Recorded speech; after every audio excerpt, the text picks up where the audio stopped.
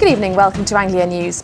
First tonight, protests by staff at one of our region's hospitals over controversial plans to privatise its management. Hinchingbrook Hospital in Huntingdon has been struggling with huge debts. Now the health authority overseeing its performance is proposing to put the running of the hospital out to tender to make it more efficient. But it's a proposal that's worrying both staff and patients. As Emma Thomas reports now. Hinchingbrook is no stranger to controversy. Over £38 million in debt. It's escaped closure, but can it escape falling into the hands of the private sector? Defend the NHS!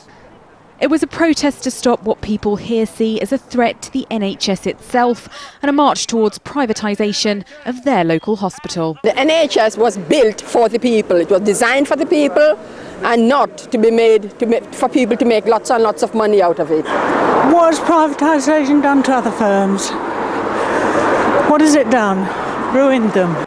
The East of England Strategic Health Authority oversee the running of Hinchingbrook. They're proposing to open up its management to a competitive bidding process where private and public sector organisations could compete to take over day-to-day control of the hospital. It means private companies could put in bids to manage it, but also neighbouring successful trusts like Addenbrooke's could be in the running.